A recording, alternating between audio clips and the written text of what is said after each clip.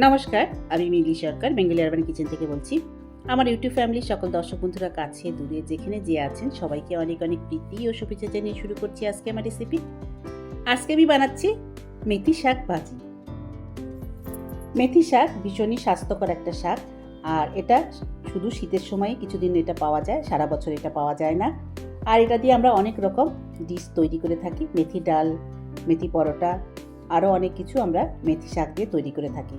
আজকে আমি বানিয়েছি আলু মেথি শাক ভাজি। আজকে আমি রান্না করার জন্য এখানে এক আটি মেথি শাক নিয়েছি। প্রথমে মেথি শাকগুলোকে বেছে নেব খুব ভালো করে, তারপর সাথে দেবো একটা আলু। আলু দিলে মেথি শাকের যে একটা তেতো স্বাদ থাকে সেটা কেটে যায়। আলুটা প্রথমে এইভাবে ছোট ছোট করে কেটে নিয়েছি, মেথি শাক বেছে নিয়েছি, আর আদা রসুন আর কাঁচা লঙ্কাগুলোকে আমি চিড়ে নেব। কাঁচা লঙ্কা দুটোকে আমি এইভাবে করে চিড়ে নিচ্ছি, আর আদা রসুনটাকে থেতো করে নেব।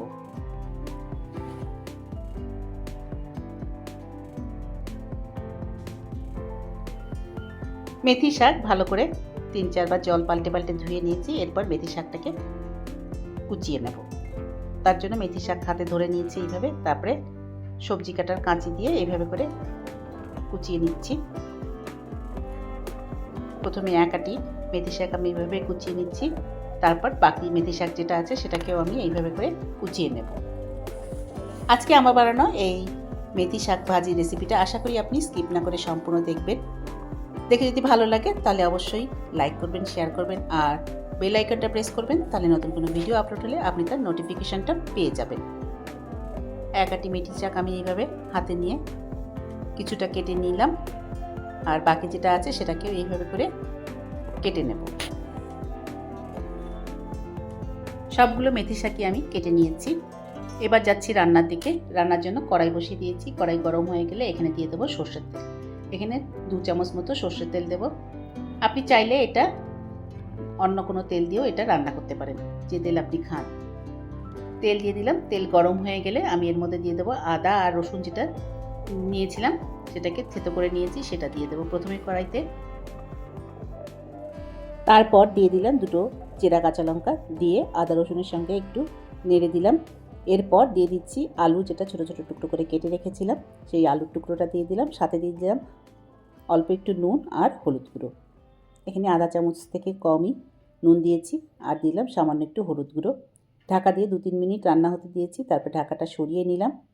এবার আমি এর মধ্যে দিয়ে দেবো মেথি শাক, যেটাকে ছোটো ছোটো টুকরো করে কেটে রেখেছিলাম, সেই মেথি শাক সবটাই দিয়ে দিলাম।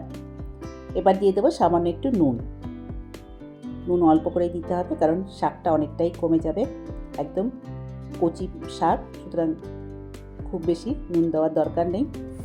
এবার ঢাকা দিয়ে দেবো। 2 থেকে 3 মিনিট ঢাকা দিয়ে রান্না হতে দিয়েছি। এরপর ঢাকাটা সরিয়ে নিলাম। এবার দেখে নিচ্ছি শাকে এখনও অল্প একটু জল জল মতো রয়ে গেছে। খুব ভালো করে নেড়ে দিচ্ছি, তারপরে আবারও ঢাকা দিয়ে দেবো জলটা শুকিয়ে যাওয়ার জন্য।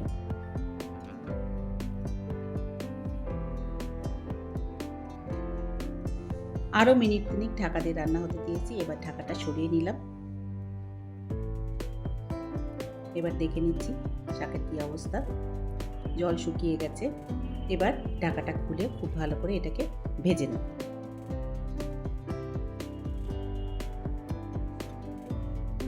এটা ভাজতে আরও 2-3 মিনিট লাগবে। এইভাবে করে ভেজে নেব, আর এইভাবে খুব সহজেই তৈরি হয়ে গেল আজকে আমার বানানো রেসিপি মেথি শাক ভাজি।